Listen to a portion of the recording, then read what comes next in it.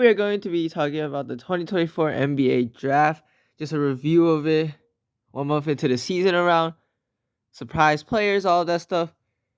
First, we're going to be talking about like the best players in the draft, and then we're also going to be talking about just overall the first round and a few players in the second round because this draft, although not too much superstar potential, is a very deep draft, and a lot of these players can make great impacts as a role player. So this draft is not a bad draft, as a lot of players in this draft could be great starters, role players. But first, we gotta talk about the first few players that are really good this season.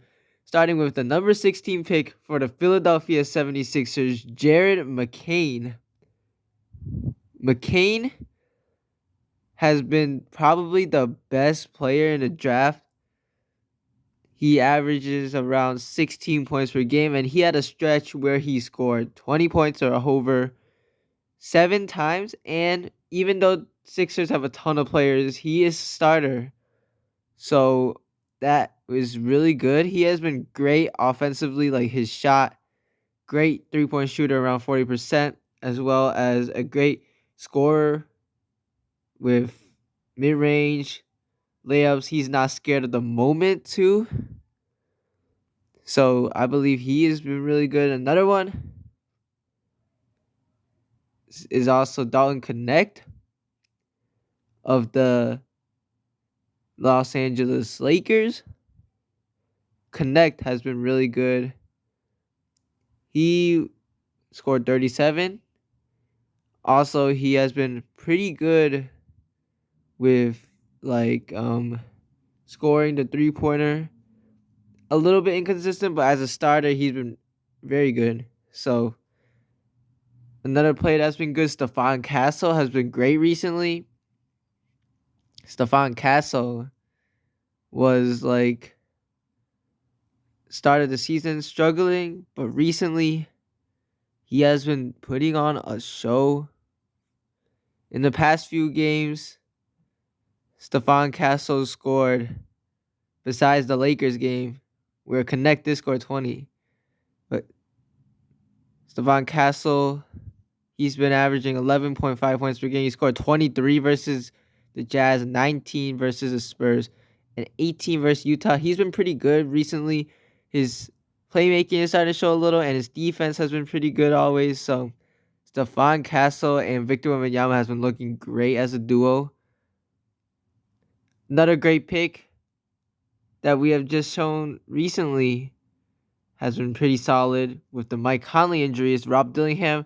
Now, he didn't get any playing time at first, but then with that Conley injury, he has started to get a little bit more minutes. And in those minutes, he's actually been playing solid, and he's been actually playing clutch minutes, especially in that Rockets game. Only 2 games really he played minutes. He scored 12 points with 7 assists in the Rockets game and 14 points versus Boston. He still has a lot of room to grow, but I feel like he's going to be a solid pick in the future. Another player that has been good is the Portland Trailblazers' Donovan Clingan with the 7th overall pick. Clingan has been a force defensively and rebounds. He had a game where he had 19 rebounds along with 0 points. Sadly, he's been injured for a few days, and he's going to be injured for a while, but he's been solid during the time he's played. 2.2 blocks per game without even having that much playing time is impressive. He had an 8-block game versus Minnesota along with 17 and 12.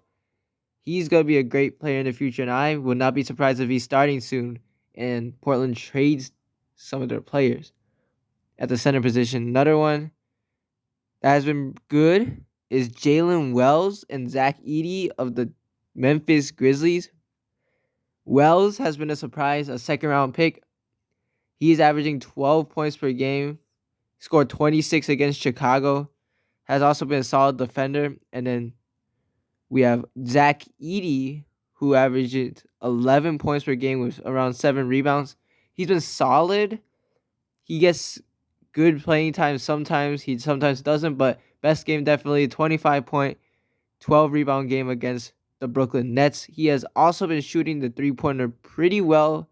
Now, he isn't shooting that much, but at least he is shooting a few 3-pointers, and he's shooting 60% from 3-point, I mean.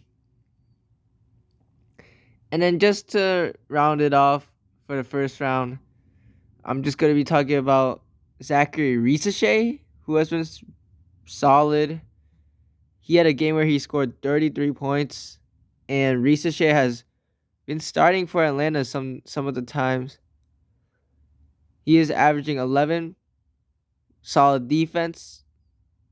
He had a 33-point game with 6 3-pointers made versus the Knicks. But he needs to improve his efficiency, but he's a solid player. Going to be a great player for the Hawks in the future. Another player, Bub Carrington of the Wizards and Keyshawn George. Alex Sarr probably has been one of the best rookie cores.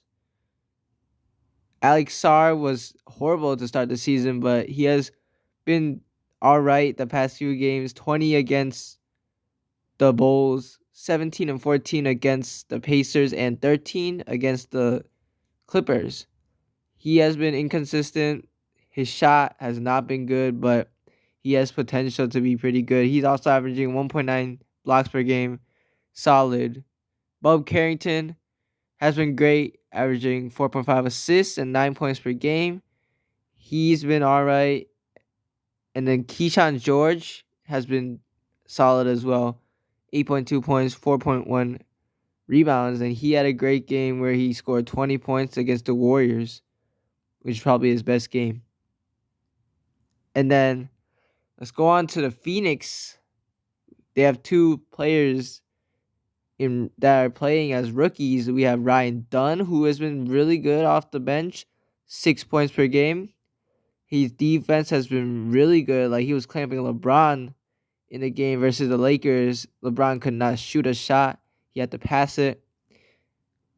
And overall, his 3-point percentage is pretty good.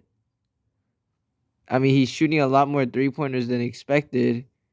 He's all right. 31% is not too good, but before it was higher until he reached a slump. And then also Iguodala is another rookie that is actually second round pick. He's also been playing for them recently. Scored 12 points versus the Magic with 7 rebounds and 11 points with 3 rebounds against the Timberwolves. He's been a solid player because of Nurkic and Plumlee's injuries. He can fill in a little bit. Then there's also the Charlotte Hornets, Tidjane Salaün. Salaün has been playing sometimes, and he's been all right. I mean, his 3-point shot has been pretty good. He right now is averaging around 5 points per game. I mean, his 3-point shot is actually not as good as I thought, but he still has room to improve. He did score 17 just against the Miami Heat a while ago and 11 against the Brooklyn Nets. So he has some great games showing flashes of potential. And then we have Cody Williams of the Utah Jazz. The Jazz has not been good, really. I mean, they haven't been good at all, really. But Cody Williams, he's been all right. Kyle Filipkowski is also a rookie that's been playing. And Isaiah Collier has been playing a little bit too, averaging 3 assists per game, which is solid because he's averaging 3 points also. He's been diming. Cody Williams has not been too good, only averaging 3 points. And he has not been playing much at all in the past few games, actually. Their best rookie is Kyle Filipkowski, who's averaging 7 and 4. He's been starting sometimes, but he's injured the past few games. But he had a 18.6 rebound game against the Suns and he has been playing some of the times. He was a pretty solid recruit before he dropped down because of some like personal stuff.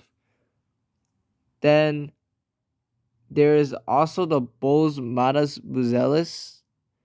Buzelis has been playing a little more now, and he's shown potential to be a solid player. He right now is averaging 4 points, but the recent games he had a 14-point game against Memphis, and he also has been solid and actually playing rotational minutes the past few games for the Bulls. Finally, just two more teams right here. We didn't get to every rookie, but we got into most of them. The OKC Thunder before plays AJ Mitchell, who has fit in as a great player for them. 43.5% from the 3-point line, 5 points per game. Also averaging almost 1 steal a game. He scored 15 against the Sacramento Kings, 10 against the Portland Trailblazers, and the Thunder, with some injuries, has been pretty good still. With these rookies, has been good. They always pick really good. Dylan Jones, on the other hand, has not been as good, but he has been playing a little bit. 12 points against the Dallas Mavericks. Then finally, the last few teams are the Pistons and the Heat. And we have to talk about the Rockets, of course. But Ron Holland, he actually has been all right. 6 points per game. His 3-point percentage really needs to improve. Only 15% from three. He scored 14 against the Grizzlies just yesterday. And he scored 10 and 11 against Milwaukee. He's been all right, but not as good. And then for the Rockets, we have Reed Shepherd, who he hasn't gotten much playing time because of the really deep bench of the Houston Rockets. But when he did, he has shown that he has been a great player. 3 points per game, 36% from the field. 3-point line. 8 points against the Blazers, 12 points and 3 blocks against the Bulls, which is nice.